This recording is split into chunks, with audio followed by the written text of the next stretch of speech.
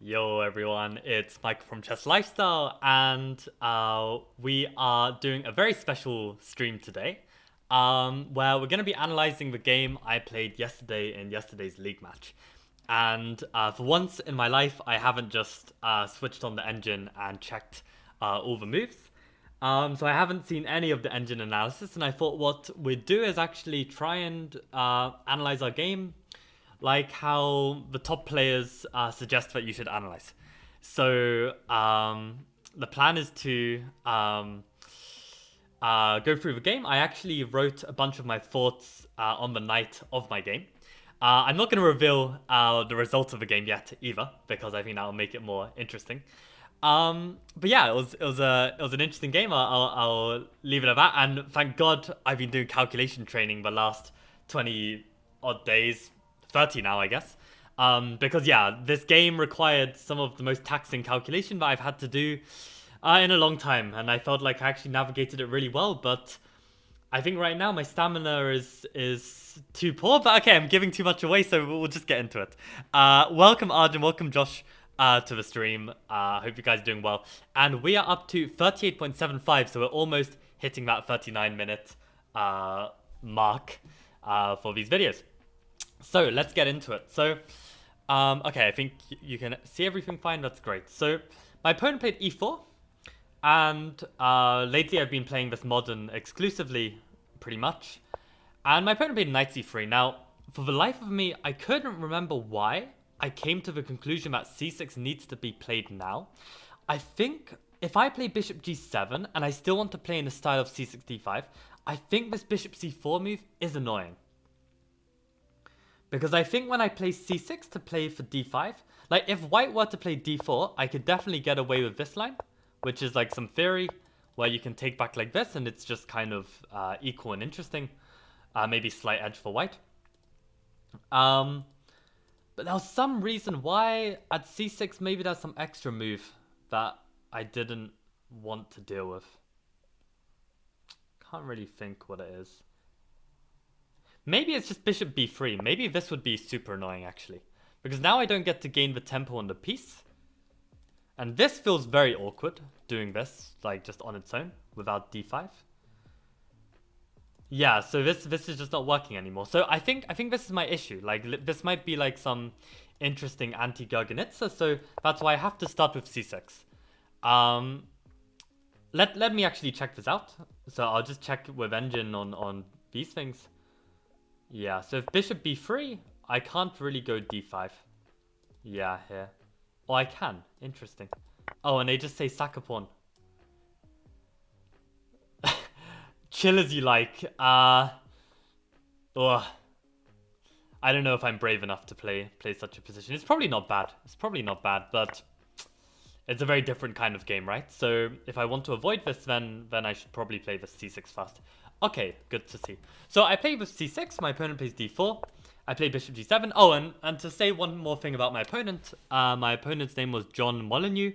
I think his ECF and FIDE are actually around 2100 nowadays. So I was, or maybe 2150 or something. So the 2200 thumbnail is a little bit of bait, but he is a CM.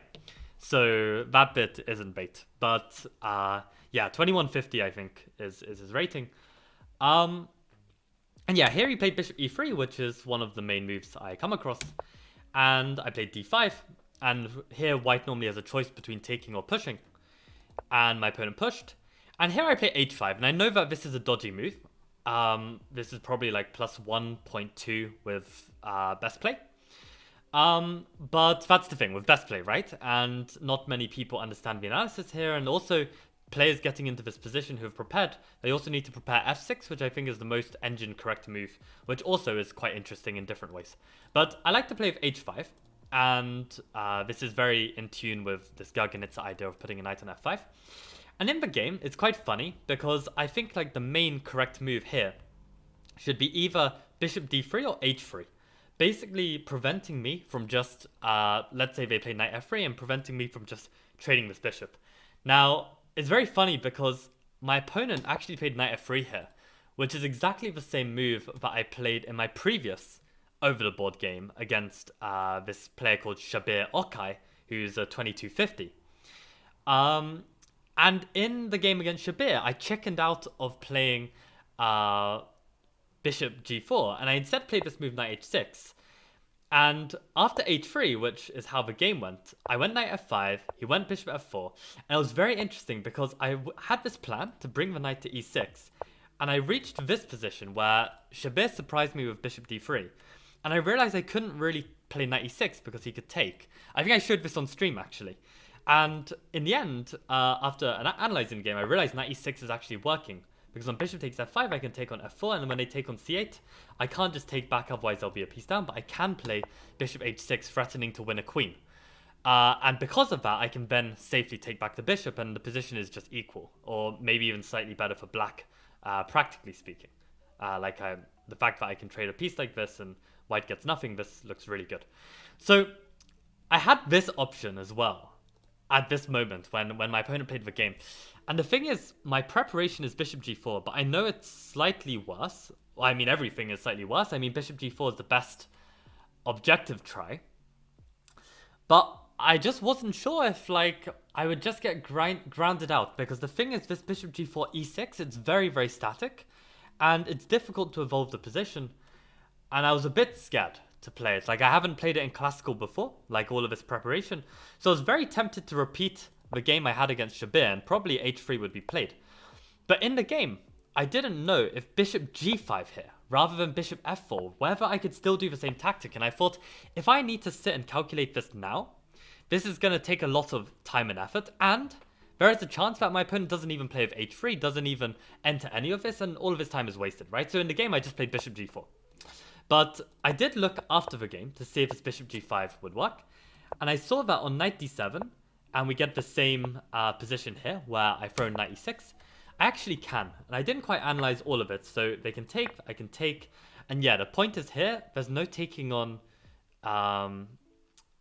c8 in a way that would win material, because my knight is now on g5, not on f4, so I can actually just take on f3 with check, and then I can take back the piece, and yeah, I'm completely fine, probably better in this position.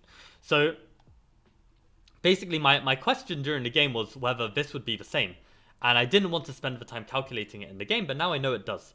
So if my opponent is to play like h3 in this position, or maybe bishop d3, I think I can probably get away with this early knight f5, bring the other knight to e6 with these kind of tactics of knight f4, bishop h6 stuff. I think it would be very tricky, and a lot of players will fall for it. That said, there's even interesting lines where in this position I can even play with bishop f5 stuff as well. So this position is very rich. But long story short, I played bishop g4. And okay, Arjun, you managed to get a spot on commentary. Fantastic. Wish you the best of luck in that. But yeah, after bishop g4, I mean, the plan is simple. I have a space disadvantage. I want to trade one minor piece. He immediately plays h3, I take, and then I lock up with e6 to ensure that there's no e6 from white themselves. And then he played bishop d3. And at this moment, I'm actually out of book. But I know that one of the main ways to try and develop this position is to play a6 and c5. And I shouldn't be out of book here. I have studied this position in the past. So I'm kind of curious now to just check, like, what is being played. So let's actually switch this to 2500s only. Okay, so knight e7 twice, c5, knight e7, a6. a6 won though. Interesting. And Masters, no one's got this position from Masters. Incredible. I guess no one's playing h5 here. Wow, knight f3 no one's played. Interesting. So this is just complete novel territory. Yeah, so okay, Engine is saying a6, so that's good to see. Yeah, and I really wasn't sure what the theory would be here. I actually thought that b4 might be an interesting move to stop me going c5 because, okay, the reason why I went to a6 is because I really want to go c5, but I didn't really want to allow this knight b5. And wow, it's even +2. I didn't realize it would be +2, but yeah, it's understandable. So this is why c5 is just no good. So that's why I played a6 first. And I actually did consider this b4 move. But I thought I could also play a6 here. And I felt like if he can't play a3 because takes, and takes, right? He's not castled yet. I felt like this should be good. So why is a5 actually not so good? Because of b5. Interesting. And I think in the game I thought I would just play c5 here and be okay because now the pawn is blocking the bishop. I think this was the line I considered. Interesting how it's almost equal except for castles. So very precise castles. Okay, I think I can play this position. I don't think I'm doing so bad here. Like I could take, I could play b6, bring the knight to c5. Like I think I've got enough play to me.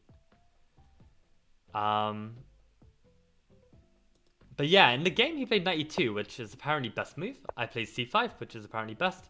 c3 is the point, which is why I put the knight on e2. I was also in the game a bit worried about c4 because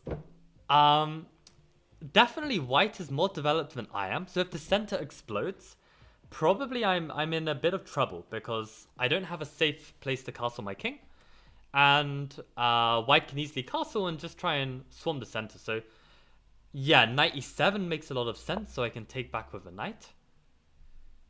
And I guess my center just stays solid. Like, as long as I don't have to take with the e-pawn, then I'm feeling good. So this is, so long as no e takes, black is fine. It's more than fine. You even got a slight edge. So that's interesting to see. Right. So yeah, I played knight c6 here, just adding pressure. And okay, so you can see already my opponent's already lost some of the advantage. Like, of course, like, you know, I still need to play very precise, which I didn't. But yeah, interesting. h4 is a good move here. Like, I definitely thought that this move is a bit premature, and it might be a weakness. Like, maybe white can play with bishop g5 and knight g1, knight f3 to target this h-pawn. So why is this so fine? Knight h6. Okay. Interesting how knight g4, queen g4 is preferred. Like, why not just queen f3 immediately? Wow, I'm actually better here. What's the point? cd4? cd4? Maybe I should have solved this with engine. Why is bishop takes without engine? Why is bishop takes e5? Oh, that's very cheeky. Knight takes and this is hanging. Wow. Wow. Okay, never would have considered this. This is crazy. I assume this is the tactic why this is good. Oh, this is just completely winning. So in this position, yeah, they just can't take the pawn. And this would just be a blunder. Interesting, interesting. I've never seen this tactic before. And then on queen... and the point why knight h6 the tactic is no longer working is because I think black can take this knight with a discovered defense on the bishop. Right, so I can take... And this is no longer working. Because, yeah, they can throw in this move. Very interesting. Aha, okay. So this is actually a mistake. Wow. Like, these positions are just so rich and just so unexplored. Like, these tactics are everywhere. Like, how many times am I going to get this kind of position? Like, so many. So actually, in this position, do I not have these kind of tactics already? Like, let's say my opponent just castles here. Yeah, I can just play bishop takes e5. Wow. Wow, isn't that crazy? I can imagine easily missing this move. And if they take, just here. And what's the comp? Bishop g5, right. Wow, and the complications begin. h4. What the heck? Oh my god. This is not the style of chess that I was hoping for. Wow. f6 takes, and queen takes. Like, Jesus Christ. This is spicy. Yeah. Getting very sharp. Okay, so it's an idea to keep in mind, but probably needs to be calculated.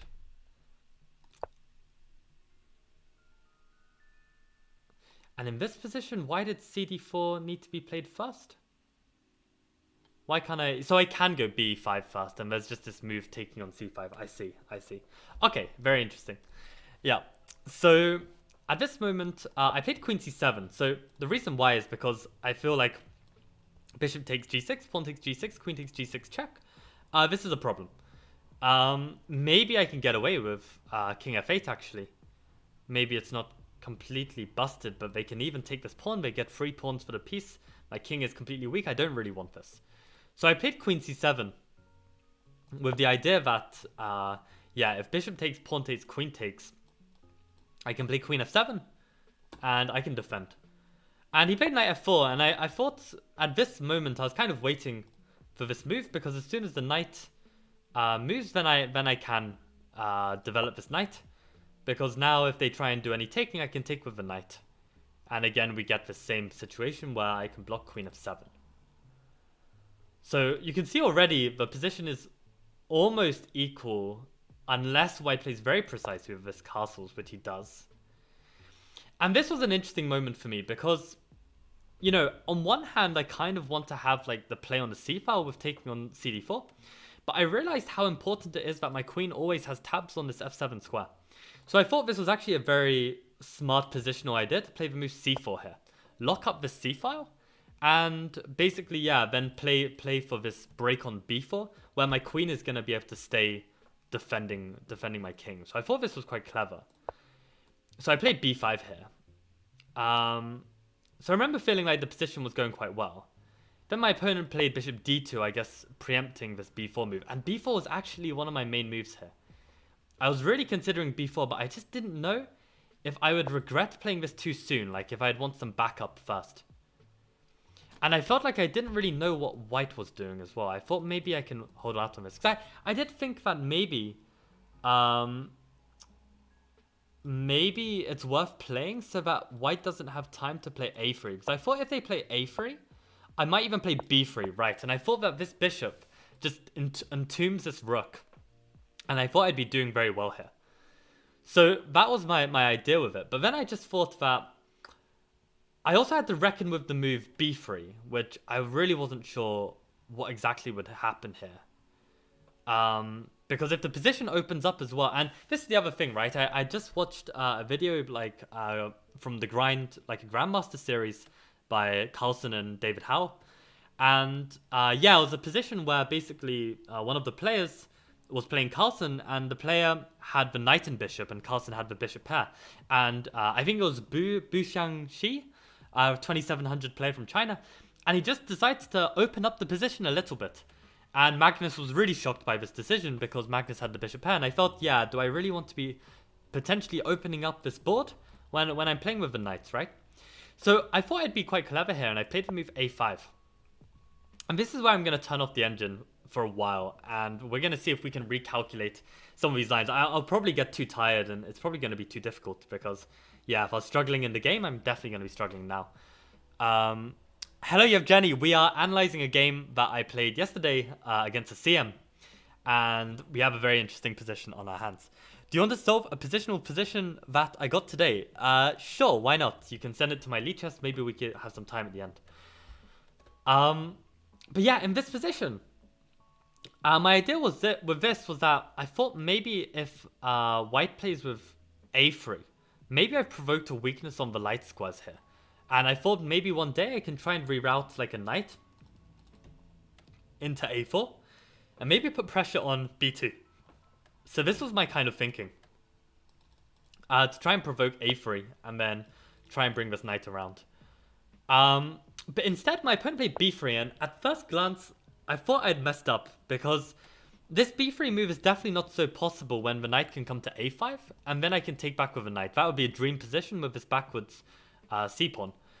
And I thought this was just like tricky for me suddenly, and I thought maybe like, you know, if this b file opens up, maybe white can dominate it better than I can. But can anyone spot a tactic here? Like maybe this makes it too easy, but there was a little tactic that I spotted. So anyone want to hazard a guess?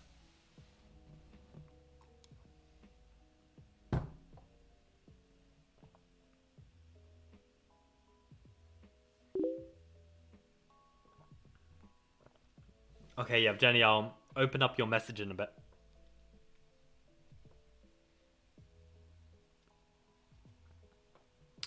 Okay, I don't see any replies yet. I think there's probably some stream latency lag or something. But I'll explain. So, if any of you found it, congrats. Because I noticed that I can actually take on b3. Firstly, bishop takes is just horrendous because I can play a4, solidify knight on c4, and I think I'd be doing really well. Let me just. Okay. Let's go back to this position in a bit with an engine. But what I realized was on ab3, I've actually got this move knight d4. And the point being is that, yeah, if they take, then I take the bishop, right? And I've won a pawn. So this was my tactic. Now, I saw already from this position that if I take and they take and I take, in this position, they've got the interesting move bishop takes g6. And I felt like this would be like the most critical move. Because, yeah, I've won a pawn, but so is white. And if I just were to like take it back somehow, let's say with a knight, and they took me and I took them, and then they took with check, and I blocked, and they took, and I took, and then they could always take back at the end.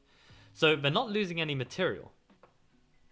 Maybe even gaining a pawn in that line, right? So this cb3, ab3, knight takes d4, bishop takes g6. It was getting very messy, and I thought what you want to do in a situation like this, you don't want to find the very best line because it's very difficult, right, to visualize so accurately.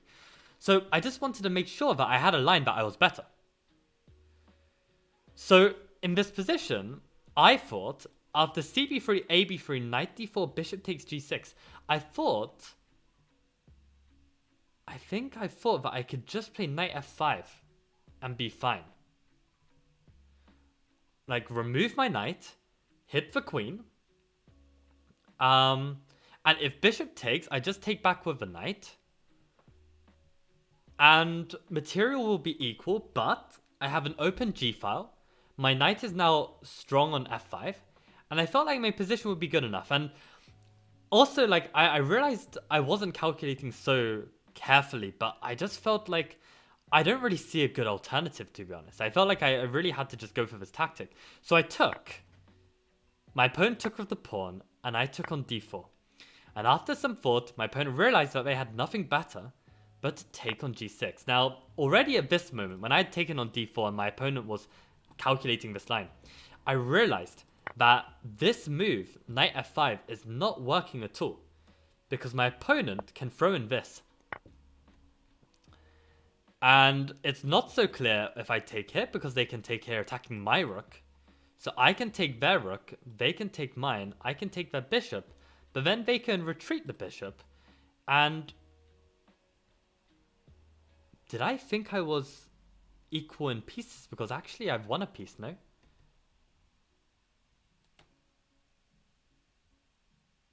So right now they're a pawn up. I win a queen. Oh, they win a queen with check, sorry. This was the big problem, right? They win a queen with check. So this is actually a really big move.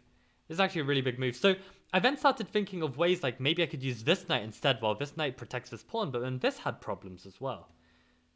Why did this one have problems? Yeah, because maybe they can take anyway. I would have to take back with a knight, and then they can take the knight. And again, I'm losing a pawn. Maybe even more, right? This bishop is hanging as well. And the reason why I still felt okay here is because I thought knight takes b3 would be fine. This was my thinking. So let's see what everyone is saying. Knight takes d4 followed by c3. No, it doesn't work. I don't know.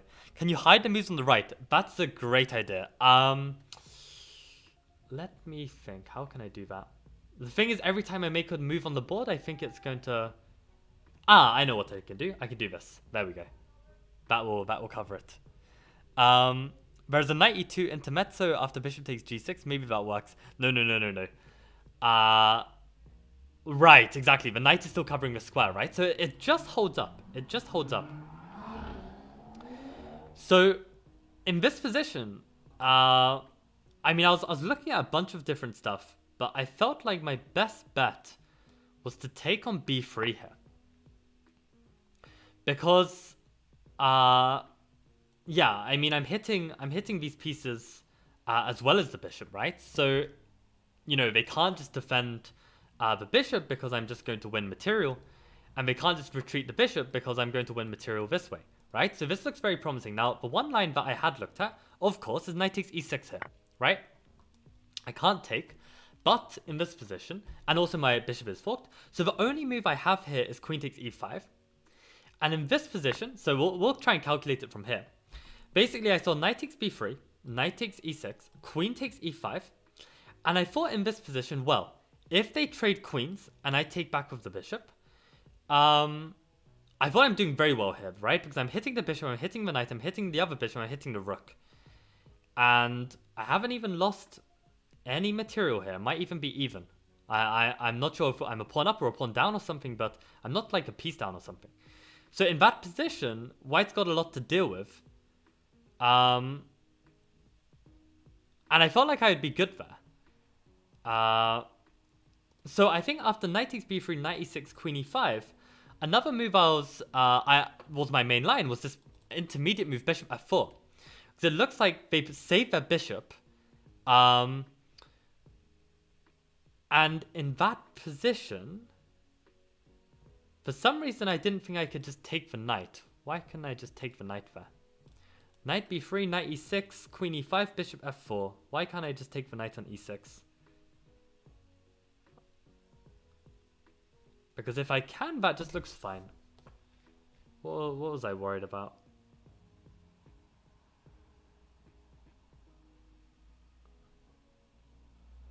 Because in the game, I was actually thinking after knight b3, knight e6, queen takes e5, bishop f4, I was going to take on c3.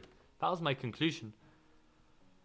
And my reason why was because if queen takes, then I would take with the bishop.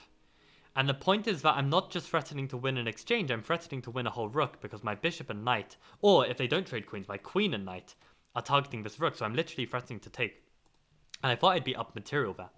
So again, I thought after knight b3, I was just going to be cleanly up material. But then they took on e6, I took on e5. And in this position, I completely overlooked. I think, or maybe at this stage, I'd already seen that they had this knight c7. But I was like, I don't have any choice. I have to play queen e5. There's no other move. So they played knight c7 now. And yeah, I need to move the king. And I thought that the king moving to f8 would be my best bet. Just to try and stay out of any checks. And what happened here? Yeah, they took my rook. So this was like my biggest calculation in the game, I think, because I've got so many good candidate moves, right? I can take the queen, I can take the bishop, I can take the rook, I can take this bishop. So that's already 4 candidate moves, and I think I had one more. 1, 2, 3, 4, 5, right? I have all of these different captures to consider. So in this position, nothing jumped out at me as immediately obvious. I'm currently down 4 points, a rook for a pawn. So I had to get the material clear in my head. And then I needed to work out which one would work. So I tried to make a goal with my calculation, right? And my goal was to like end this with more material than I started. So I think the first move I looked at was like knight takes rook. And of course, in this position, you've got to consider both rook takes as well as queen takes queen. So I think I looked at knight takes rook. They take my queen. I, of course, have to take back.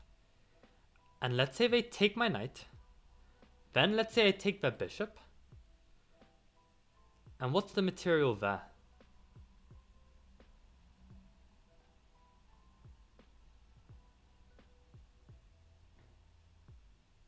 I think I'm up a pawn. But to be fair, they can take this a5 pawn at the end. So maybe it's just equal there. Like, honestly, trying to calculate right now, like in analysis, like this is so much harder than in the game. Like in the game, you know, you're really focused on the position because, you know, you've got no choice. You have to find a way through. So I dismissed taking the rook. And then I was trying to look at this queen takes, but the thing is when pawn takes, the rook is revealed, right? So there's even these rook takes f7 ideas, the pawn is even pinned. And long story short, I basically came to the conclusion that knight takes d2 looks really promising. Because in the event of queen takes queen, I can take And in this position, the bishop is still hanging and the rook is still hanging. And the point is, I think if rook d1, what did I have ready? I think I could take the bishop, and if they take my knight, I can take on c3, forking the two rooks. The rook would have to go back. I would take, they would take. And in that final position, I would have 5 pawns against 3. And these are 3 of my 5 pawns, which look very, very strong. So I thought this would be enough to be advantaged. Like, that's already my goal, right? I just want to be material up. And then there were all kinds of other lines, like I had to consider what happens after takes, and rook e1. And I think in that position, I had some move. Yeah, I think later I realized I can just take. I think this was my main line, actually. I thought that he would go into this, because I didn't realize I could take with a knight and just protect my bishop, in which case I'm completely winning, or completely better. I thought that maybe I had to like take the pawn or something. And then on rook c1, like, I can't remember what exactly I calculated now. But in any case, yeah, this rook e1 is just not working. So knight takes d2 was what I came to in the end. And I think he can't take my queen. He had to move his rook. And I felt really good here because I felt like I could take the queen. And then I had to make a big call whether to take this bishop with the pawn or the knight. And I took with a knight because I felt like it might be better to have my king a bit more sheltered. I just didn't want to mess up. Like, after knight takes, my whole idea is to play bishop c3. And I was trying to calculate whether I can get away with pawn takes, rook takes, bishop takes, and rook f2 check, with ideas of king g7, reveal an attack on the knight, with ideas of bishop d4. But then I was very confused whether knight c7 with knight e6 ideas were working.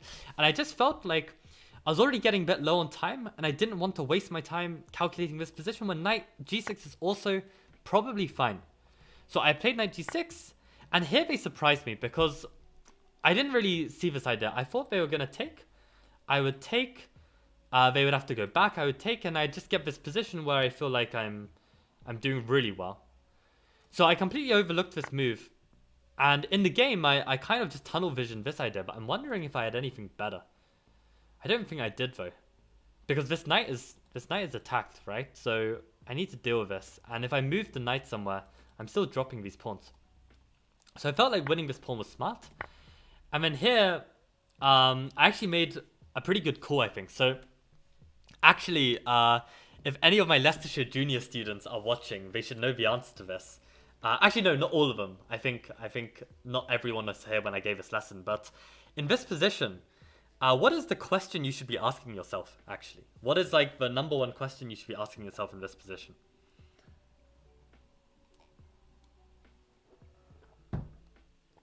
Very important question to ask.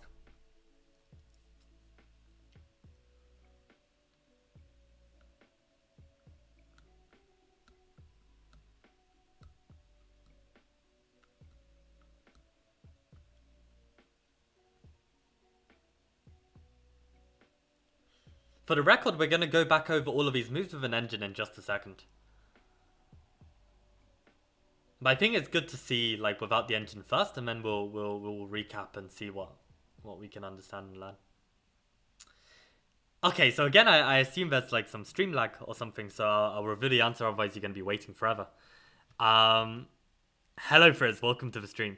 Yeah, so basically the question you should be asking yourself in this position is, what pieces do I want on the board? And a very easy way to like determine this answer is black would like to trade a knight and white would like to trade a rook. And the reason why is because generally when you have two pieces of the same kind, they're less efficient than having two different types of pieces. This is like one really easy way to answer this. So in this position, white would actually love to play rook b8 and trade rooks to just get rid of my rook. Because if I don't have the strength of a rook, well, white does, this can be a serious asset for white. Even though I've got the two pieces, of course I'd still favor black, but it's going to be harder for me to win if I don't have this rook. And same goes for this knight. If I can just trade this knight off and have this position with rook, bishop, and knight against two rooks, oh, this should be much bigger chances to win. So this is a huge thing you've got to understand. And as a result, I did not want to allow rook b8, and I was trying to think for a long time, can I get away with the move king g7? Because this avoids rook b8 check, and after king g7, I hit the knight. So if white takes this pawn, I can take their knight, they can take my knight, I take back, they take, and I would have to try and grind out this position, king, knight, and two pawns against, and rook against rook and 3. And I didn't know for sure if this was enough, but I felt like at least I'm not going to lose this, and I feel like this has some good winning chances. So I played it, and my opponent did a knight move. So this is a huge, huge win, because now I can make this pawn move without having to trade off my rook. So this gives me a lot better chance. Now in this position, my opponent played rook d5 and offered me a draw. And here I declined. And I wasn't sure if there were any tricks, right? I didn't know if there were any tricks. What tricks were I worried about? There are some tricks I was worried about. Maybe like some knight b5 idea, taking here and like my pieces being loose. So I didn't like my knight being loose here. And I felt that, okay, I can move my knight because even if they sack a rook for the pawn, probably even if I get my pawn close to the end, like they can always sack and I'd be fine. So I didn't mind allowing the sack. I felt like it's probably something I have to just allow. I think rook and knight with 2 against rook and 3 is completely winning. Interesting. Yeah. Well, why do you say that, Yevgeny? Like, I mean, I felt like I'd be happy to play it, but I wasn't so sure. Yeah, and in this position, my opponent played king h2 because I'm attacking the pawn. And here, I played the move knight f6 to hit the rook. I didn't like how it had tabs on the pawn. I also liked how the knight would now be protecting the pawn and also controlling this d7 square. And in this position, I think I missed a nice move here. Which, okay, it's not like a spectacular move or something. And actually, yeah, I don't know. Maybe I should have gone for this. But I kind of forgot the rule I just told you guys, right? So I told you guys that, yeah, in these kind of positions, it's very important to consider what pieces you want on the board. And in the heat of the moment, when I'm trying to like think of what my best plan should be, I forgot that I actually want to trade this knight. So I think here, the best move to me would be knight e8. Because this forces off the knights, and then I feel very, very happy with my chances to try and convert this position. Because I feel like with the 2 pieces of different types, I can be very tricky with creating threats, and maybe these rooks can't coordinate as well. This was my thinking after I played my move, but having said that, I didn't mind my move either. I played the move rook b8. And around here, I stopped writing down the moves, and I've got a few more moves at this moment. But yeah, basically here, my opponent played knight d5 anyway, so I was like, oh, he actually wants to trade the knights. But then I realized, actually, this is very annoying, how there's all this pressure on my h-pawn. And, of course, in these kind of positions where you're trying to convert, the general principle is you want to trade pieces, but not pawns. So every pawn you need to try and keep to maximize your chances to win. So I didn't fancy my chances after this. And here I thought, you know what? I'm going to keep my knights on the board. The rook can't go back and pressure this h5 pawn. And yeah, he played rook c6. And I decided to activate my other knight as well. And here, I was really, really, really trying to make this move, rook b2, work. I really wanted to go for some kind of like big attack, but I just couldn't calculate it. I just didn't have the time to, like, intuitively I felt like this must be something with these knights, but I just couldn't be sure because after rook b2 I felt that he had the move rook f1, and my original plan was that I would play well, my original plan was that if my opponent ever played the move rook e7, I know I'm kind of mixing up the analysis a bit, but let's imagine that rook b2, rook f1, and somehow they get in rook e7 as well. I wanted to get in this d3 move to reveal this defense. But then I was like realizing, well, then he can take my bishop, and when I take back, then I lose my knight. And am I risking too much with this plan? So I kind of chickened out of going for this rook b2, but I think rook b2, rook f1, like I have a move here. And I feel, and after the game, my opponent said like he reckoned that I should have something here. But I told him like, yeah, I was worried about his rook f1. And he said, yeah, that's what he would have played. And he was like, although the rook doesn't control the d pawn, but then I was like, I can't push the d pawn because of the pressure here. So I really need a move. Rook b2, rook f1. The knight is protecting f7.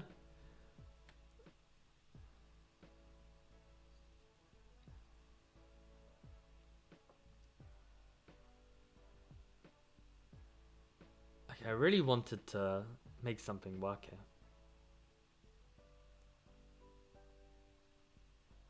And this is the thing, I think strong players would get to this position and they'd find the finishing blow and then they'd win. So I think this is where like I'm kind of cursed to forever be this kind of like mid-level player until I can actually like work these positions out, because I feel like this with more time, like that's the thing, I just couldn't risk it, right? Because it's not like just risking like a drawn position, it could be risking a loss if this doesn't work out, if I go all in. Just couldn't think how to make this work.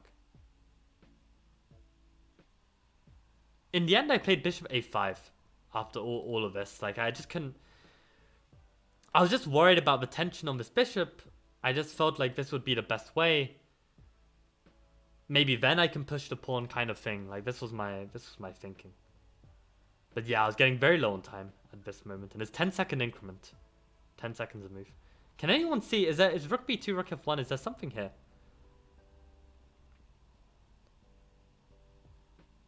Maybe there's nothing.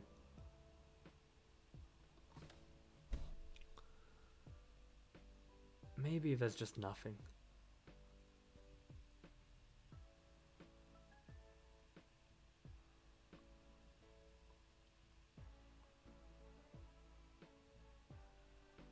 I see a lion. If I'd seen this move, maybe I would have gone for it, but I did not see this move when I was calculating in the game. So my interesting idea is actually knight d2. Because the idea is not only do I gain a tempo on the rook, I'm also threatening to play knight f3. This might be a huge move.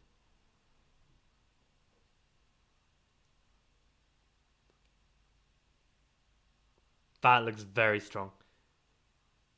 The whole time I was looking for all kinds of like mating nets on this king. So what? What are they supposed to do? Move the rook somewhere on the first rank, right? They can't move to the second rank. Oh, they could move here though. Although no, I can play this with a discovered attack on this rook.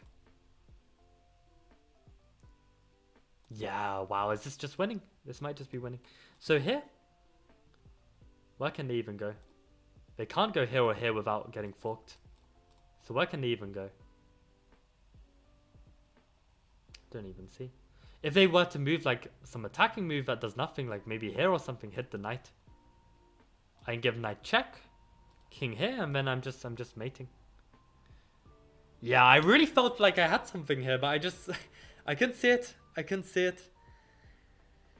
Why knight e4? Did you consider knight c4 to get to e3? Where was this? Knight e4. Why knight e4? Did you consider knight c4 to get to e3? When is this? I'm not sure when you mean, Memento Mori. I'm not sure when you mean. Yeah, I don't know. But I think I have a feeling that this line is winning. We're gonna recap the game with an engine very soon. Can you just play h4 to deal with the weakness? I mean, this move I don't really like. Sure, I get rid of the weakness, but I literally get rid of it. Like he just gets a pawn, no? This feels like I wouldn't want to give the pawn up for free unless I had some kind of concrete move or combination. Does bishop e1 work after rook b2? Oh, interesting. So hold up. Rook b2, rook f1, and you're suggesting bishop e1 immediately? Bishop e1, what's the problem with the rook just taking? Aha, cheeky, cheeky, cheeky. Okay, that looks very promising as well. Yeah, exactly. Like, I think this is the kind of move that will win me the game, but I don't really know what to do, like, to improve on this. I think it's like a confidence issue as well, because my intuition was really trying to make me play it, but I just couldn't without seeing a win. So I don't know. I just need to. I don't know. I just need to get faster at calculation or something. It's just really tough. But yeah, I think that was the win. I played bishop a5. I missed his chance. And then I played rook b5 here because I was hoping that he would take the pawn and I would be able to fork the pieces. So already playing for some tricks. But then he played knight f4, which was a move that surprised me. Yeah, I mean, like, my whole plan with bishop a5, I wanted to hit the rook and now no longer have this pressure on my bishop so I could push the pawn. And I felt like this would be like a big advantage, but I just didn't get the time. And my bishop was hit, I defended it, and then suddenly played knight f4. And suddenly my pawn is hanging. This pawn is hanging. And I was suddenly realizing, like, oh shit, like, you know, this is all going wrong. And at this point, I'm already down to like 30 seconds, right? So this is like really tricky. I think he offered me a draw here as well, so it's just extra stuff on my mind. I think I attacked the bishop, like so, and maybe this was slightly weak. Because maybe at least this way my rook can keep tabs on the pawn and the bishop on the same line, like if I can move this knight somewhere, right? I think knight c6 was also a move on my radar. But I think I just wanted the bishop to help support the pawn, right? So this was my thinking. But I immediately blundered because he played rook a6. And my plan was, okay, now the bishop is protecting the pawn. I can now move the knight, so everything is fine. But of course, my pieces are completely overloaded. And he can just take. So I drop a pawn. But at least I get rid of this pesky knight. And I don't think he could take here immediately. Oh, because it's my move, right? So I think I played something like this, and at this moment, like, I'm getting a bit confused with the notation. And I do know that I got to this position, right? Which we're going to come to in a sec. But I think this would be a good time to go back and see what we missed with an engine and try and understand.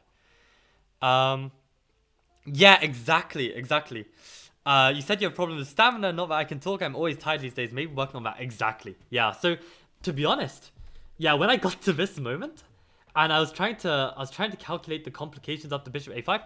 I was completely losing it. I think like this earlier calculation that I had to do with this taking on d2. This already took a lot of energy, and then this final calculation with deciding like whether I go all in with this rook b2 move, or do I just play for this passed pawn instead, which was completely wrong because I never could push this pawn. Yeah, it just took the life out of me. And when I had these complications to deal with, and knight f4 came, I was just completely dazed. I was just like, I cannot understand shit right now. Like, I'm just completely done. So yeah, I think it's worth going back with an engine. We stopped the engine at the point where they were playing b3 here. And for anyone joining the stream, basically this was a game I played yesterday against a CM in a league match, and I got a very interesting position. Where my opponent played b3. And okay, interesting that the tactic is not coming up. So they took with the pawn. Interestingly, that bishop is actually playable here. I really thought a4 would be an advantage for me. Wow, and it doesn't care. Firstly, I've even got this knight takes d4 business, but again, bishop takes g6 is messy. But even this knight a5, it's really not a fan. I really would have thought that this is like slightly better for me.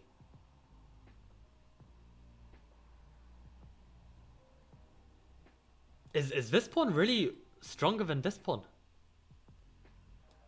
Something like this? Or is it just like I've got some other problems on the king side or something? Some bishop c1 to a3 idea. Oh, maybe that's an idea. And I guess the problem is that, white can maybe try and take this. Or is that not the... I don't really know. This position is very confusing to me. If anyone can understand why this is like plus 0.7, like in very simple terms, I'd be very curious to know. Because to me, like, it feels like the pressure on the C file looks better than the pressure on the B file, to me. Especially with this knight coming in. So, I'll just put y plus 0.7. Maybe I'll look at this another time. I'd be interested to know how evals are affected if the pawn is on h7 instead of h5. I mean, okay, let's check it out. That'd be a good point. Maybe this is the difference. Oh, even worse. Okay, for tactical reasons with knight h5, but even without knight h5, yeah, there's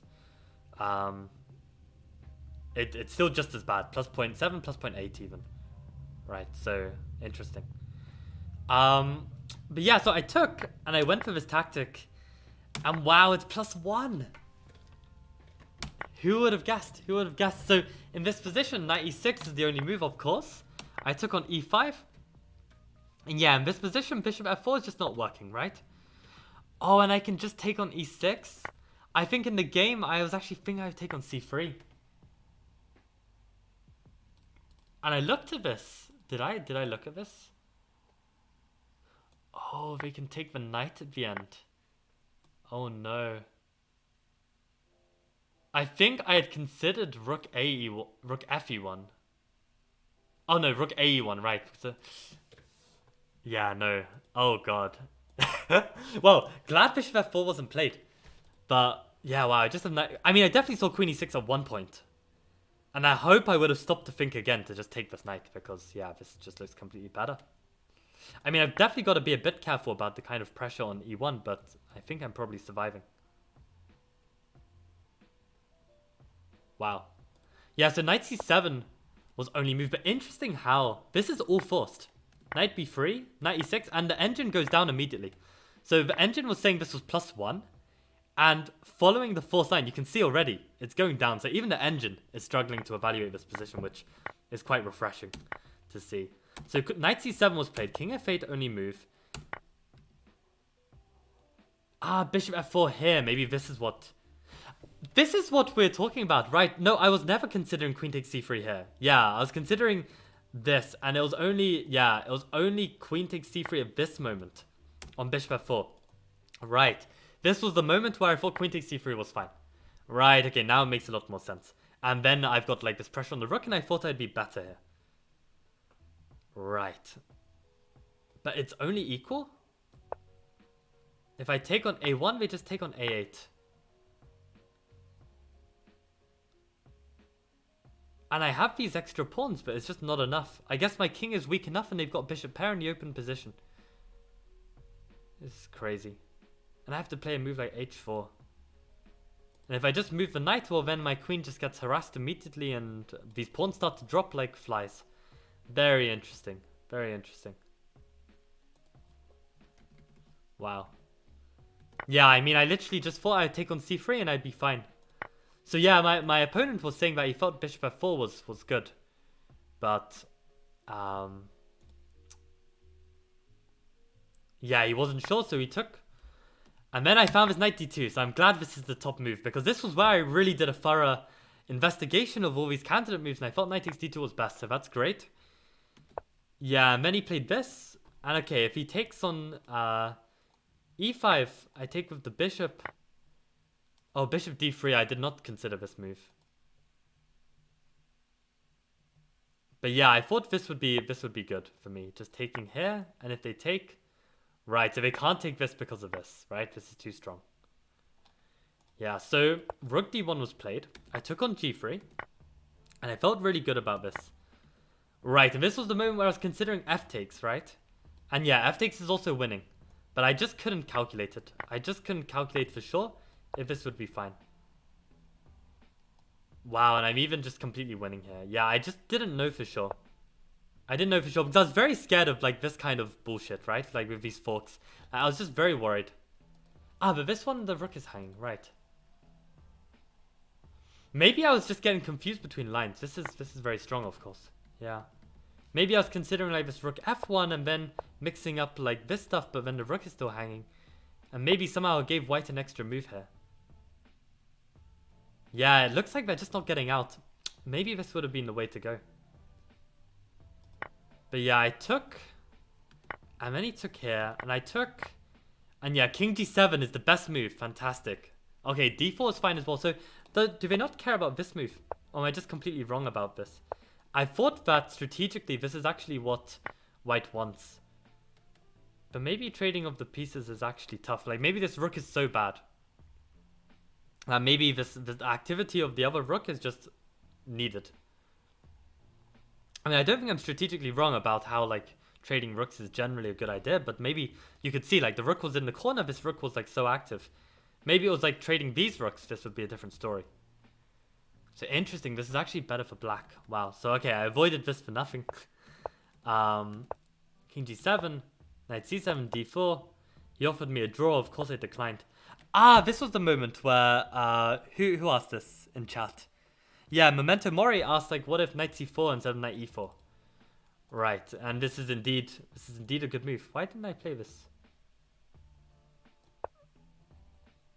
I don't remember. Maybe it was this. I don't know. But yeah, it looks like getting the knight to e3 is good. Maybe I just thought that it looks a bit risky. Like, having two pieces defended by this pawn? Feels like somehow there could be a tactic there. But maybe it's just like I'm seeing ghosts. Maybe knight e3 is still good. Like, the knight has to be good on e3, right? Like, this just looks so strong for a knight. Yeah, I don't know. Yeah, I don't know. Maybe I just completely overlooked it. It's tough to say.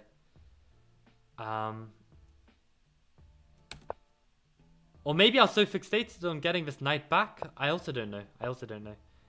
Yeah, and this keeps the advantage. So again, this knight e8 is probably the wrong plan, huh? No, it's actually fine. Okay, so this is actually good, and this is what I was thinking. And okay, Engine seems to reckon that, yeah, we get this endgame, and I have good chances to convert this. But okay, we don't know for sure. Minus 2.8, and there's 4... Okay, there are 8 pieces on the... Oh no, 10 pieces, so yeah, nowhere near table base answers, but minus 3, this is good chances, I think. But yeah, basically, here, I could have taken... I didn't want to give up this pawn though. King f6. I just give this up. Wow, and the activity is just good enough, huh? Like, this rook is just out of play, and somehow I'm probably in line with this kind of stuff. I'm just doing well, maybe. But knight e4 was good. Rook c6. And knight e5 was good as well.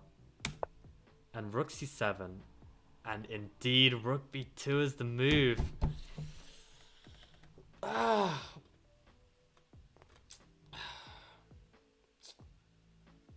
Let's see if it was the follow-up I said. So rook b2. Yeah, rook f1, top move. And is it going to be knight e7? Hey, and knight d2. Yeah, we both got it. I think, was it Frisk who suggested bishop e1? Fantastic. Bishop e1 is working, knight d2 is working. Everything is working, apparently. Wow. I just got way too spooked out of this move. I just didn't know how I was going to deal with this. I just thought if I don't have a move here, and I allow this move, I actually don't know what I'm going to do. Because this knight is defending this pawn. Like, if this knight can't move, I was so scared of this move. And I thought that I had this d3 move, and it just doesn't work, right? So, I guess maybe I should have just had, like, more, like, hope that I can find something here. But, yeah, with the time I had, very tough to make this call. How does this work? Bishop a5? Let's say they play rook e7. And again with this tactic, right? But yeah, already you can see, right? Like, if I make one slow move, I'm already losing this. So you have to basically know that you've got a win here. I think you can only play rook b2 if you see a win. I think it'd be so risky to play this without seeing the win. Yeah. But yeah, this is why my opponent's strong, right? Like, after the game, he really knew the game better than I did. Now, he really evaluated that this bishop f4 was his main other candidate move and felt like it was more promising than I thought, which is true. And he also highlighted this rook b2 move and said that he feels like I should be winning here. And I just said I couldn't see how I was winning after rook f1, but yeah, it's there. So I played this bishop a5, Understandably losing a lot of the advantage, but then gaining it again. Okay, with this rook b2 idea still. Yeah, knight f4 is good. This is still good, apparently. And here, I just need to give up the pawn. Yeah. Interesting to see this h4 move, right? I think someone on chat was mentioning this, but I don't really understand it. Doesn't feel like it particularly weakens the king to me. Yeah, mad how this rook b2 idea again is just completely dominating. And maybe this is actually a position where it's so hard to play though. Like knight h5. Maybe is it king h6? I don't even know. King h6, am I losing something? Oh boy. No, I guess not. I guess not. I mean, I didn't want to go to the back rank just in case I got more checks. But maybe then I could come to e7 and there's no more checks, right? I don't know. This is very tough. Tough to see everything. I also don't want to go to this file due to like rook e1 ideas.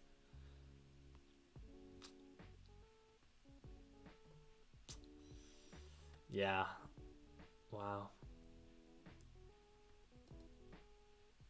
I mean, maybe I should also have more confidence because like the knight and rook can never really coordinate to give me a checkmate like this. Two knights and a rook is a different matter though, so maybe I should have had more confidence in my attacking chances here. But yeah, with 30-second increment, I just went full passive, just wanted to be solid, and completely gave up my whole initiative here. And wow, to even see that white is slightly better, incredible. Yeah, and how did I reach this endgame? Somehow, he ended up having to sack the rook for knight and pawn. So maybe this rook d5 wasn't the last move or something, but we basically got to this position. We got to this position here, and okay, interesting to see it's a complete draw. Right. And basically what ended up happening was I could never really activate the king because this rook would keep coming down to f6 when my rook would be elsewhere.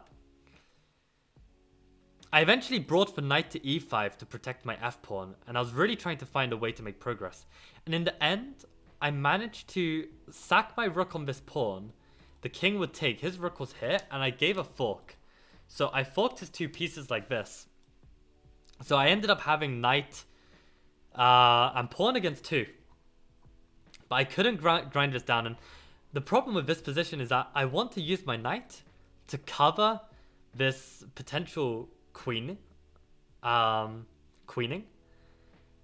then use my king to come round to outmuscle. So I think in this position, if white were to play h6, yeah, this is now lost. Because now there are too many weaknesses. I can establish my king. I can also use my knight to cover if needed. But the thing is, he just stays solid. He just doesn't move. And this whole story has a very tragic ending, actually. Because in this position, I agreed to draw. Like, after trying for some time. And I agreed to draw thinking that my team had won. 3-2. But I had actually gotten the result wrong for one of the boards. And we ended up losing 3-2. So I was really pissed off that, like, you know, I understood this wrong because, you know, I could try this position on for another, like, I don't know how many moves, but I guess the problem is that it's just drawn. Like, there's literally no chance, and yeah, if I even push too hard, maybe I could even lose this somehow.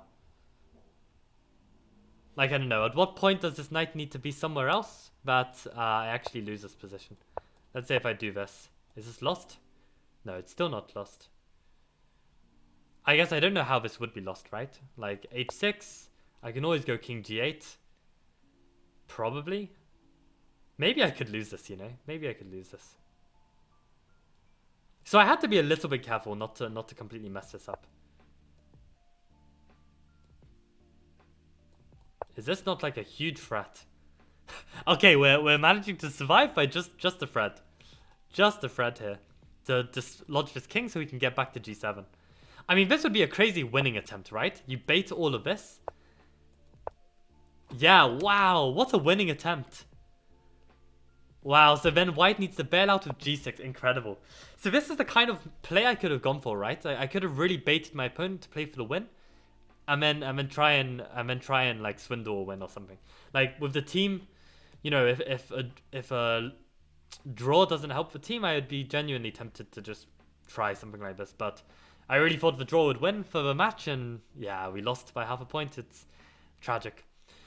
But yeah, really interesting to see this game and how the complications even were a struggle for Stockfish. And yeah, it really shows that, you know, calculation is very important. You can play whatever system opening you want, but you need like very strong calculation in order to handle these complications if it does get complicated. Yeah, so really interesting to see. And just so I know my theory better, I think this a6 plan was good, right? This a6 was good, c5 was good, knight c6 is good, and this was the first mistake. So rook d1 is needed here, but no one understands this kind of chess, so it's fine. Yeah, I think if we can get to here, all right, I'm doing okay. I don't mind this position at all. Oh, and this h4 stuff was ridiculous. This h4 stuff was ridiculous. Like, these tactics with bishop e5, this was so cool. Yeah. And another reason why a6 is useful, right? Just avoiding any of these checks. Definitely worth seeing this once. Very interesting.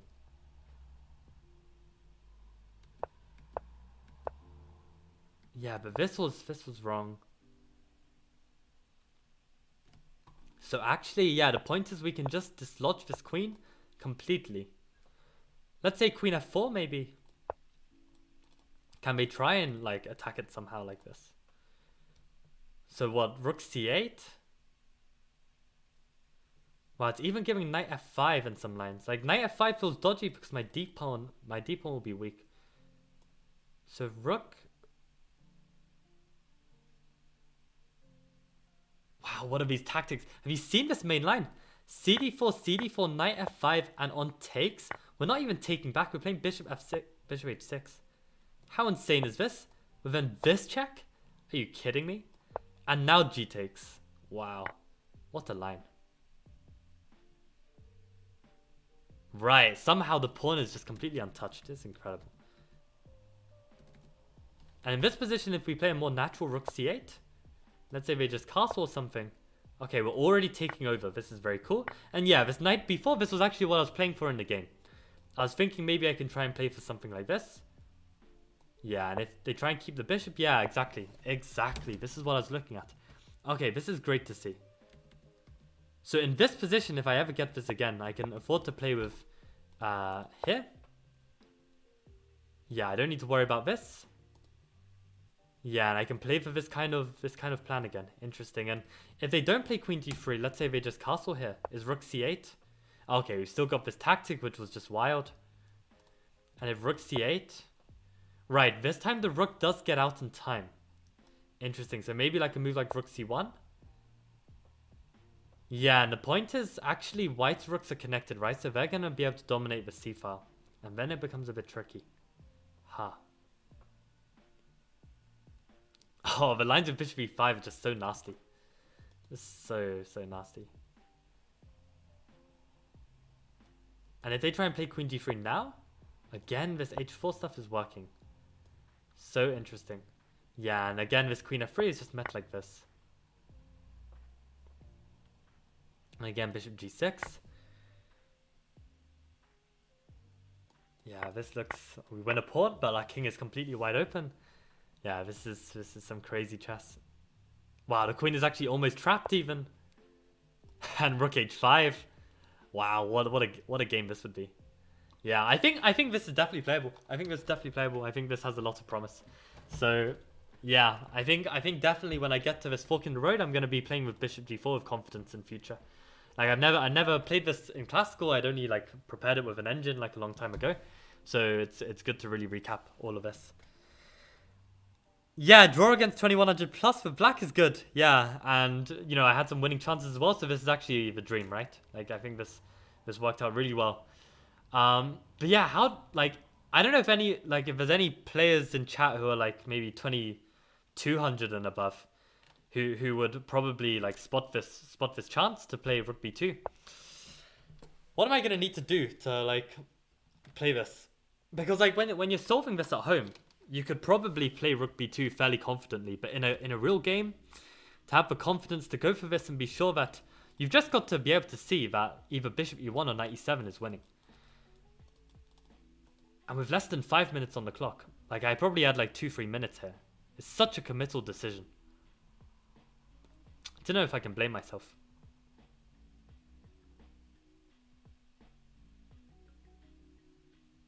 Like, at what point do you trust your intuition enough?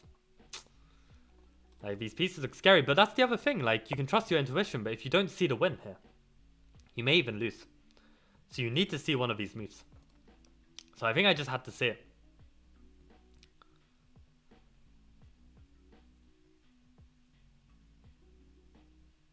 I think maybe having more confidence in this idea that it's actually working. How does it even work actually if like rook d1? Knight f3 and king h1? See, I didn't even understand this.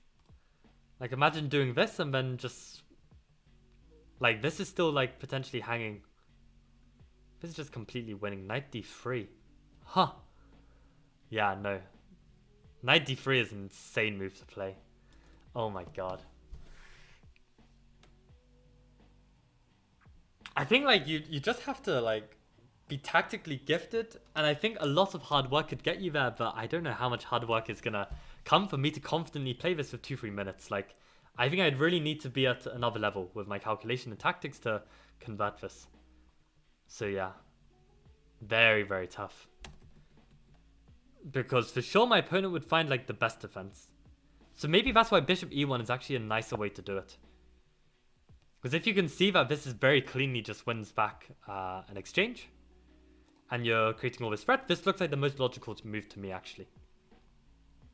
It's like kind of like we're dealing with the pressure on c3, bring in another piece, and this is an overloaded piece, right?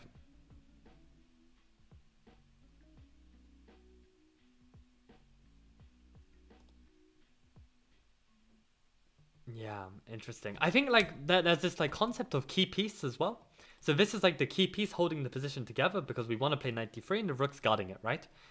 So the thing is, I think for me, I didn't have enough confidence in this move as a whole. Like, even without the rook here. Like, I just wasn't sure if this was even like leading to something, right? Like, would white be able to just wriggle out?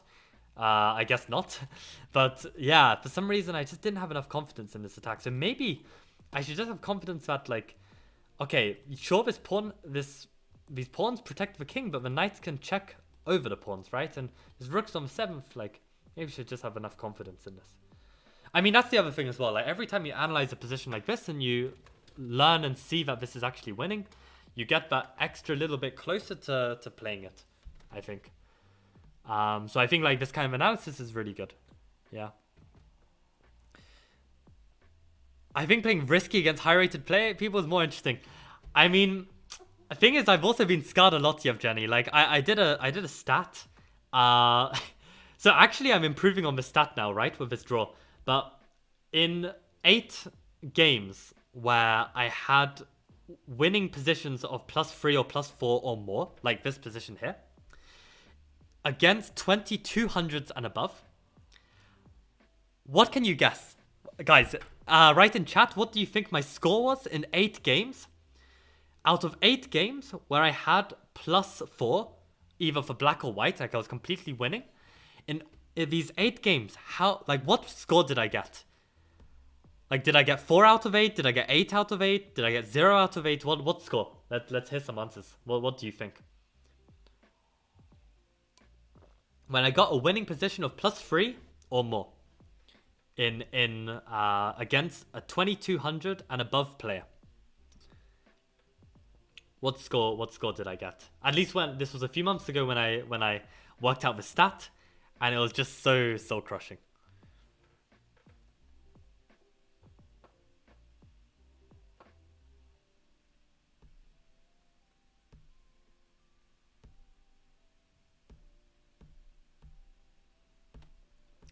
While I'm waiting for some answers on chat, I'll show you like the flip side, right? So okay, let me find Shabir this way. So Shabir, I think there are areas of chess where I'm definitely stronger than Shabir. But actually Shabir hit a peak rating of 2300. I'm pretty sure he hit 2300. At least he hit it live around May 2023. And he had a great tournament again in the English Championships. He plays a lot, as you can see. But yeah, you can see here, in this English Championships, this was one of the games where I was completely like +4 against him and completely bottled it and lost. So he, in this English Championship, he drew 1-1, and then he drew Danny Gormali and drew Mark Hebden, right? So what this player does, this Shabir Okai, he's very good with his openings. So what he does, he beats everyone lower rated than him or similar level. And anytime he's playing a high rated player like Danny Gormali or Mark Hebden, if he gets like an opening advantage, rather than play for the win, so for instance, how I was getting a +3, +4 position against these 2200s, rather than play for the win, he'd offer a draw. And like Danny Gormali agreed with draw, despite, you know, even though the position was like maybe like +2 or +3 for Shabir. You know, Shabir knew his capacities as a player, realized he wasn't going to be able to outplay Danny all the way to the end, and agreed the draw. And this was just easy points and easy result. And it was remarkable because, okay, Andre, you're saying 3 out of 8. Arjun, you're saying 2.5 out of 8. I hope you won at least 1 out of 8 according to Fritz. I'll tell you guys, when I did that stat, I had won 1 game and lost 7. In my last year and a half of playing competitively against 2200s and above, where I had reached a +3 position or more, I had only won 1. And when I realized this stat, it really hit me because I realized that actually, had I offered a draw in these kind of better positions, I would probably be a good like 50-60 rating points higher than I am now. And in a way, I would kind of be acknowledging my capacities as a player. To outplay a player, like, there's actually, I remember analyzing a game with FM, what was his name? What the hell is his name? I played him in Germany. Anyway, some FM from the UK. I ended up playing him in Germany. I think he had 2200 at the time. So he had kind of tilted a bit. But this was actually a game as well where I had +3 against him. And he said to me a really interesting piece of advice, which was, yeah, if you get +3 against a player of 2200 and above, and you're a weaker player, also anytime you play, so for him, if he plays a 2500, right, and he's 2200, you have to treat an objective +3 evaluation as if it's only +1. Because that's what it feels like. Like the amount of resources and trickiness and play and ability to fight back that a player 300 points higher than you, like I swear to God, if you're a 1700 playing me and you get a +3 position, the game is not over. I am going to claw my way back and do everything I can to win, not just draw. So I, like, after hearing this, it really like gave me some food for thought. And yeah, like, I also started offering draws much more. And the interesting thing is as well, like, I had times where I knew I was completely winning. I would offer a draw and my higher rated opponent still declines and then beats me. And it's unbelievable. It's unbelievable that they have the self-confidence to know that the position is worse, like significantly worse, and they are going to win anyway. So yeah, it's really crazy. Like how strong these stronger players are. But also, yeah, really crazy how my stat was so bad, right? Like that's the other thing as well. It's like chess, you know, you can train to like get better positions. That's why like opening prep is just really, really,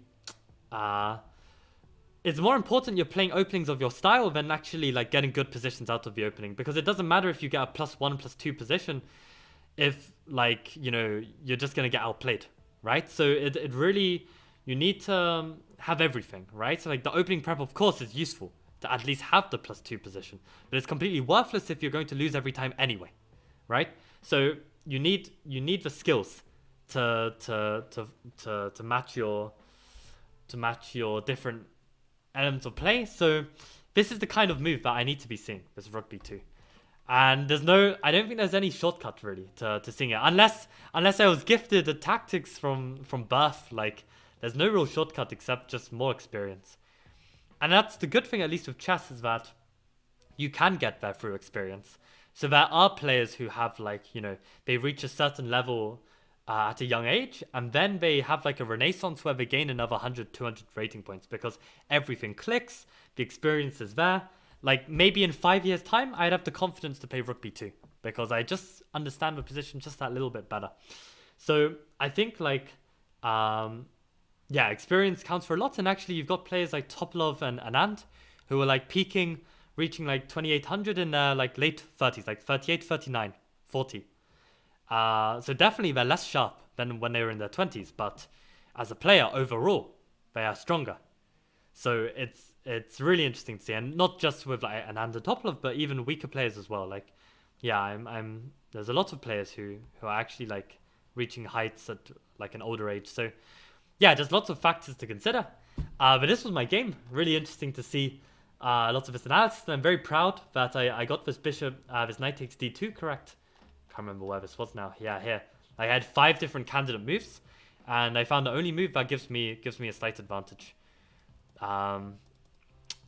Yeah, but yeah, it's tough. It's tough. It's really tough. And I mean, I really felt yesterday I was in a good place. I don't know if you remember, like, for the people who joined the stream, like, I was really hyper.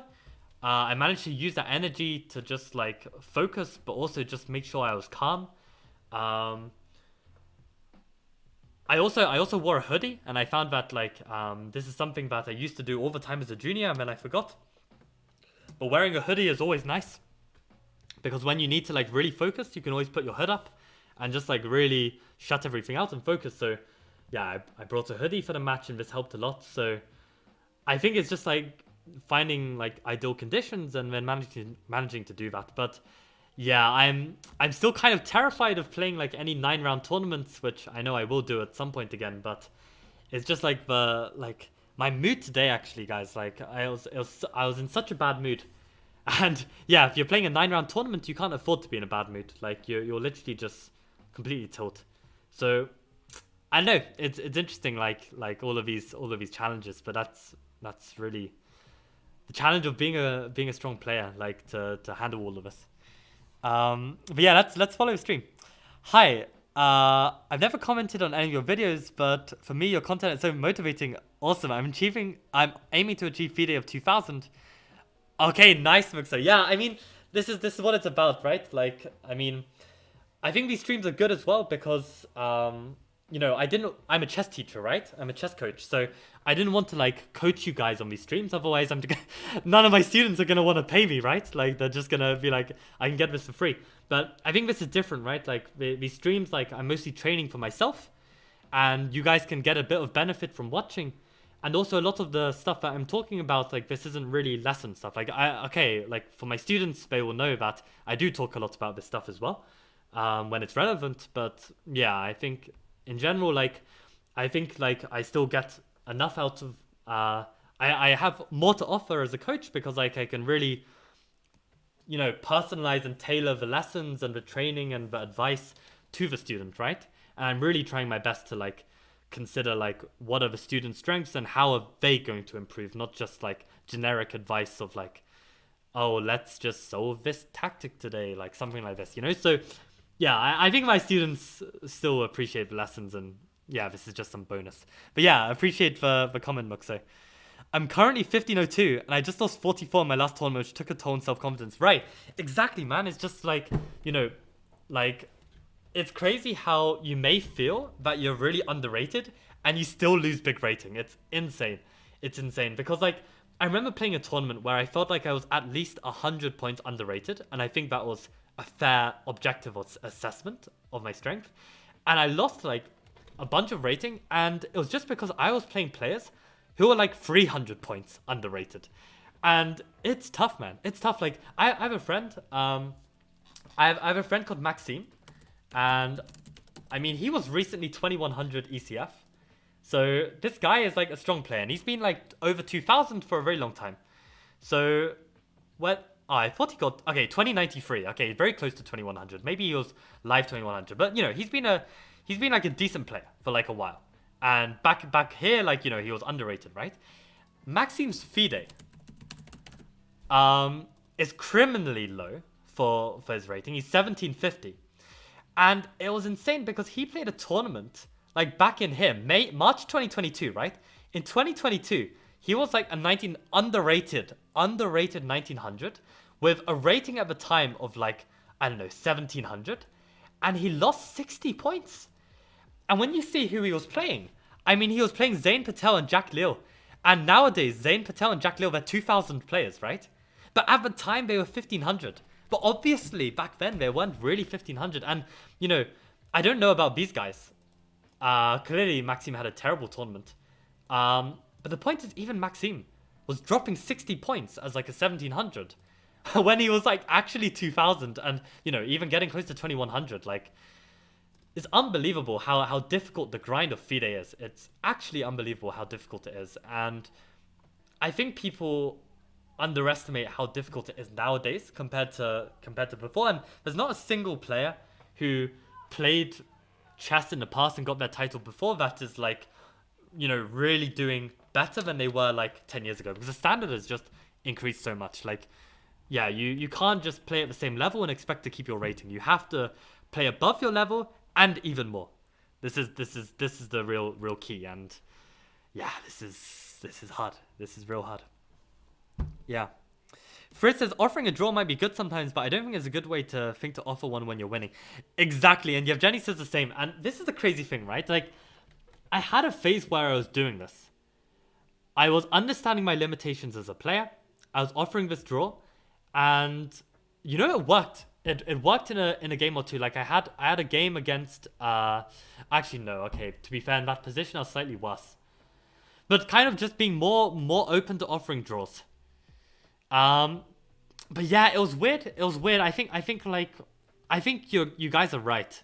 That you shouldn't just offer the draws in a winning position, but man, it's tough. Like maybe if you're just +2, that's fair game to offer a draw, because if you are playing someone like 300, 400 points higher rated than you, and you acknowledge that +2 is probably more like equal, right? In terms of like practical chances, then maybe a draw is a fair result, right? Because it's equal, right? I think there is some logic to thinking in this way when you're trying to like maximize your results. Of course, from a playing perspective, like to play each game out, you're going to learn a bit more. But at the same time, it's like, at what point do you start gaining rating and at what point are you just learning? Because I think it's so hard to gain points every time you play. It needs to be bloodthirsty for the win. Like, there's no place for learning in competitive over-the-board chess. Like, of course, you will learn as you play, but it can't be the main focus. If it's the main focus, you start to lose. Because you'll be playing someone who wants to win. And if you're playing to learn and they're playing to win, they're going to kill you. Like, it's just bloodthirsty out there. So I think you've got to have this, like, winning mentality. But you've also got to know when to cut your... When to not be too greedy, right? Like, to take a win off the 2400... Man, honestly, I've had like +7 positions against IMs, like 2400 IMs, and I've completely bottled it and lost. It's just so hard. It's just so hard to actually beat these guys. Like, yeah, unless my calculation is good enough where I am playing like Rook B2 and confidently converting, yeah, you've got to accept that you've got some limitations as well. If you want to try and maximize your rating, that is. But yeah, it's a very controversial topic for sure. The feeling of winning once against a very high rated better is better than drawing twice the price. Honestly, if I had like if I won 1 out of 8, right, and instead of winning that 1 out of 8, maybe I'd drawn 3 or 4 out of 8, I'd prefer the draws, to be honest. I think like drawing 4 out of 8 and losing that 4, I could live with that. But winning 1 out of 8, that's so brutal. That's so brutal. I've lost 7 winning positions. It's just awful when you think about it. That's another thing. Setting intermediate goals would be useful, right? Yeah, I think intermediate goals definitely are. I also think a long-term goal is useful too. So I think have both, to be honest. I think having both is good. Me as 1980, I've improved here in my calculation as well. Are you talking about the streams? I hope so, Evgeny. That's good to hear if so. I think calculation is the most beautiful skill to develop in chess. When I try it, everything is a mess in my mind. Right. Yeah, you've just got to be so systematic. And yeah, just practice, right? Like if you play more classical games, you're going to improve your calculation. And the idea is that, if you can calculate properly in long games, okay, you'll have to cut some corners when you play like faster time controls or lower time, but you should still be able to just see a bit faster. But I mean, another thing is stamina, right? Like actually one thing that I need to get into is just exercising. Again, I haven't exercised in forever and I just can't bring myself to. Like I have a basketball, I have a gym that I've actually paid a discounted membership at, so it wasn't too expensive, but I can go, but I just have no motivation to go. And yeah, in this position, maybe if I had more stamina and I felt like I could play this rugby too, I could just do it, but I don't know. Any advice, guys? How to get motivated to to get fit? I don't even care about like getting muscles or something. Just like having more energy and yeah, and it's crazy because it's like days when I want to exercise, then I realize I haven't eaten enough. So you need to eat, and then by the time you've eaten, it's just like there's not enough time. There's just not enough time. It's tough. Still don't agree on the topic at all of offering draws. Fair enough, Yevgeny. I mean, definitely like you learn through experience, and this is something that I've kind of come to terms with. I know coming to terms with is like maybe too harsh, but at the same time you've also got to realize who you're up against, right? You've got to realize like what kind of person you're facing when you're facing these beasts. And I think there are limitations with chess. As much as people don't like to advertise it, I do think there are limitations in chess, and actually understanding your limitations as a player to then maximize your potential, I think is a very rewarding kind of journey. It's a bit like, let's say, Isaiah Thomas in basketball reaching his heights of the NBA, but at the same time, he's not playing like, to dunk every shot. Like for people who don't know, Isaiah Thomas, I wonder if it'll say his height. He's 1.85 meters. What's height? Is it like 6'1"? In feet inches. Yeah, 6'1". So okay, this sounds big, right? But for NBA standards, this is tiny. This is tiny. Yeah, so I mean, like he understood his strengths and weaknesses as a person. He understood his limitations. So he knew how far to push and what areas to push in. And I think if you realize you have certain limitations as a player, of course, eventually, you don't want to be offering these 24-2500s draws. But the reason why, I think Shabir Okai, right? This guy, he reached like a live rating of 2300 at his peak. I don't think skill-wise, he is a 2300 player. But he has understood his limitations of a player, and he knows which battles to choose. If he has established an advantage and he feels like, you know what? Like, I've outplayed this GM up to this point. I can take this point. I can take these points. Because the thing is, you got to remember as well, when you lose these games, you also lose points, right? It's not just like you win points if you draw, you win points if you win, and you don't lose anything if you lose. No, you still lose something. And this is the thing, like losing these 7 out of 8 games, like I probably lost, I don't know, maybe like 20 rating points from that. And if I'd won all of them, I would have gained like 56. I mean, if I drew all of them, I would have gained like, 50, 60 points. And okay, if I'd won all of those games, then of course I'd be like plus 250 or something and be like a completely different player. But yeah, this is the thing. It's just very, very tough. Yeah. But in a long tournament, when psychology comes to the equation, though, okay, this is also true. Yeah, then I completely forgot this factor as well, like reserving energy. Like it's crazy. Like yeah, these big tournaments, you've got to factor this in as well. I've taken up running again. Okay. Early in lockdown, I was very consistent, fell off massively since 2021. I see. Yeah, I need to somehow get some routine. I'll make a note of this. Routine exercise. I need to somehow find a way to do it, but I don't know why. I just can't motivate myself right now. Look at the blunders that 2800s do. Motivates me a lot. 2200s will do more than them.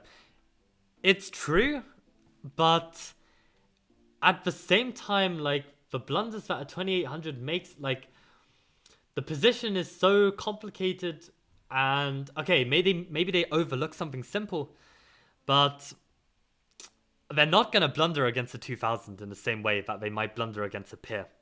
I think the focus will just be on another level. They just do not want to lose to someone much lower rated. I really think it's a different mindset, and they'll play in a much more safe way where blunders are much less likely. I don't know. This is a whole topic. Right? It's very interesting. Do you have in your mind when you're playing someone that you're a better player and you should win? Unfortunately, yes. But at the same time, I think that it's kind of important as well. Like, you've got to understand, like, when you play a player, like, this is the thing. I think there is a benefit to understanding who you're playing, for sure. Like, it shouldn't affect your moves to the point that you're making suboptimal moves to then try and, like, I don't know, play for some trick or something like this because they're lower rated. But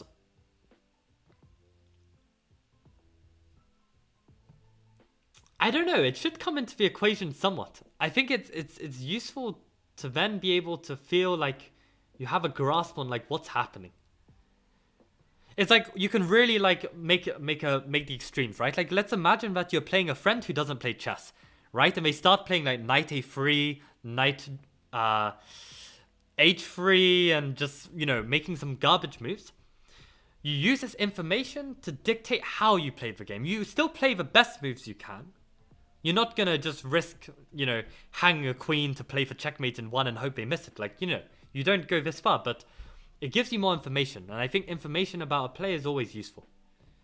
As long as you don't self-sabotage and then use it in a way that's not useful. But I think it's more useful than not. That's my feeling. Okay, no longer offer draws or take draws? Right. Push-ups are free and easy, right? Yeah, maybe I could do push-ups. Oh man. Yeah, maybe. Yeah, I'm just so lazy physically right now. But yeah, I need to get into some habit. I'll think about it. Maybe I need to do some kind of daily exercise. Maybe like daily exercise of some sort. I don't know. Maybe like cycling. Cause I feel like I break a sweat when cycling. Like maybe I can go on like some cycle machine and like sesh that out or something. But is the rating that important? Oh, that's such a good question, Andre. Yeah, we're on such a journey here. Like, yeah, exactly. The rating, is it even important? And that's why, guys, if you haven't seen this video of mine, this is actually my favorite video I ever uploaded onto YouTube. And to be honest, I think I've only watched it once. So I should definitely watch it again at some point. But yeah, my Immortal Chess game. This is such a good video, and it really touches on this. Yeah, is rating really important? Are we actually just playing for the beauty and love of chess? And I think I had some really nice conclusions from this video, which I probably need to remind myself of. But yeah, is rating important? I don't know. Like, to me, ultimately it is. Like, honestly, like, I am so glad that I hit 2000.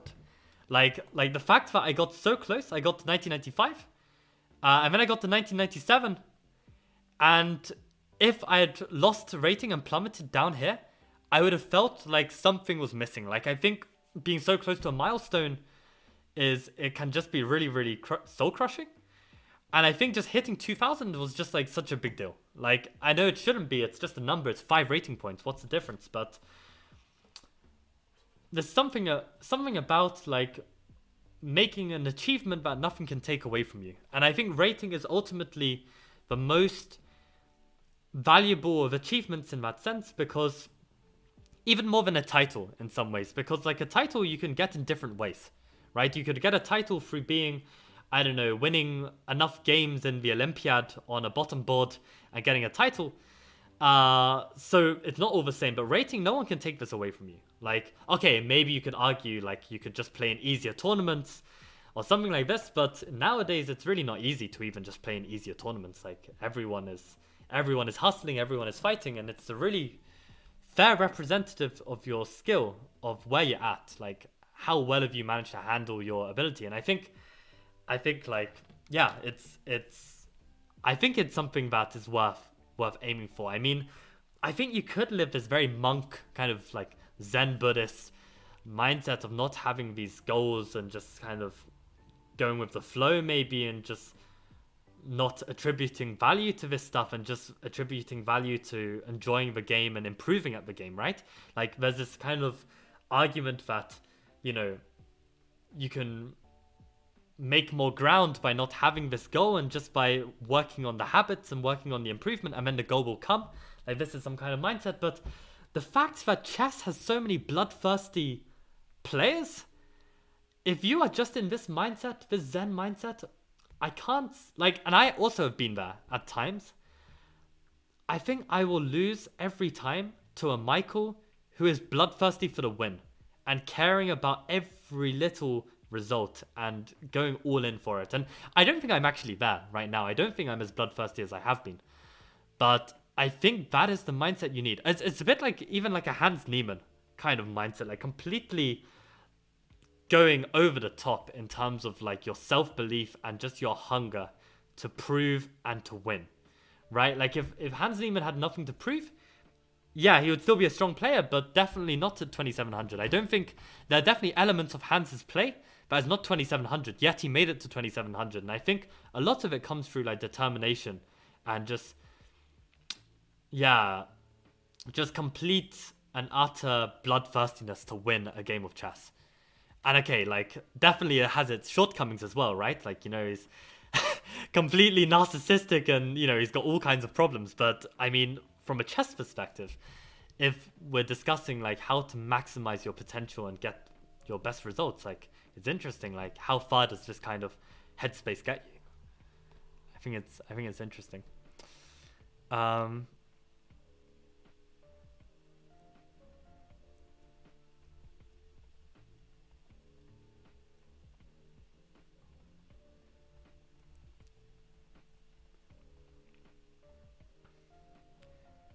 Right, hardest thing is to start and also just doing a little bit, yeah.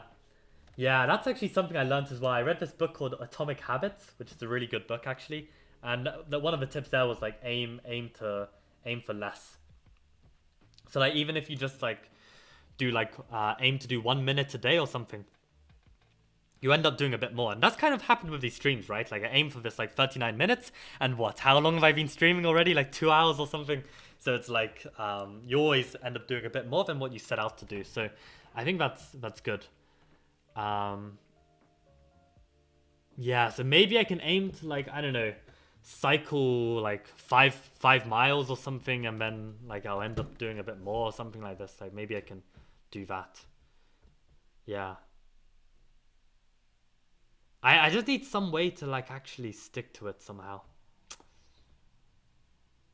But yeah, the other problem as well is when you've got too many routine things, so like these streams every day, like when you have too many routines, it just feels like it's too overwhelming. Like, I mean, today I definitely had the time to go to the gym, but if I was forced to go to the gym because I have to do a little bit every day, I don't know how I'd feel. I don't know how I'd feel. Would you ever push for 2600 rapid? Okay, asking the real questions. Yes, but on Ponziani Ghost. Like, I'm not. I feel like the stress of playing on my main when, especially like, you know, it's kind of like a public image, right? Like I've got like students who look up to me. I really, really don't want to be having a bad day, tilt down to 2300 and, you know, have this as my brand or my image, right? So I think for me, 2500 is good enough for like, you know, like a 2000 FIDE player. And yeah, like for, as much until I'm not content with this level, then I think I'm gonna leave it there, and I will, if I'm able to get to 2500 blitz on Lichess, then I think I will play a lot more on my alt account, and just kind of have fun. And then I think I can like definitely push for higher ratings. Maybe I'll start playing on chess.com again, but I hate chess.com for so many reasons. So it'll be a tough decision. But also just to prove to the haters that I can actually get to 2500 on chess.com, because so many people are like, oh, chess.com is like way harder than Lichess. And I think at like this top level, it's getting kind of similar. But yeah, that's my take. I think it's easier to get elo in high-rated tournaments than easier tournaments. Absolutely. This is another big thing as well. If you want to gain rating, do not enter tournaments that the majority of the players are lower than you. Like, ideally, like if you enter an open tournament or like a rating tournament, you want to be in the bottom half if you realistically want to gain rating, because you could be underrated as a high-rated player, lose or draw one single game to a low rated player, and your whole tournament is ruined in terms of gaining rating. Like, it's really tough. So yeah, I think I always thought for myself, actually, like I would keep playing open tournaments until I was in the top half, and once I'm in the top half, I should be seeking like these round robin tournaments where you're playing everyone like of your similar rating or higher, and this is the only way to gain. Because if you try and gain as in the top half, like you can, but it'll be very small gain, and you risk losing a lot. So this is tough. I want to be like Wei Yi. That guy seems so zen. Yeah, interesting. I know Wei Yi doesn't really show his expressions or emotions too much, but I don't know about his philosophies, if he's shown any. Why do I hate chess.com? I hate chess.com firstly because it bugs so much. Also, it lags. The interface hasn't improved for 10 years. It's paid. Like, Lichess is literally completely free, which is awesome. Yeah, I don't like the fact that it restricts you to analyze your games. Like if someone wants to improve their chess, like the least you can do is just like allow them to improve their chess. Like, there are other ways you could monetize it. So yeah, these are probably like the biggest reasons. Yeah, I also don't like how they're just like being a monopoly and just taking over everything. Like, the fact that they just like took over Chess24 and then like disbanded it. Like, what are you doing? Like, who are you benefiting? Like, what's the point? What's the point of literally taking over Chess24 just to ruin it? Like, some people had courses on there, like, that they were making a living off of. Some people bought those courses and were using Chess24 as their portfolio of courses. Some people were following tournaments on Chess24. Right? Like, people were using this. This was an asset to the chess community. And chess.com, buy it and destroy it. Like, what? Like, why do I want to support this company by playing on this website? Like, it just sucks.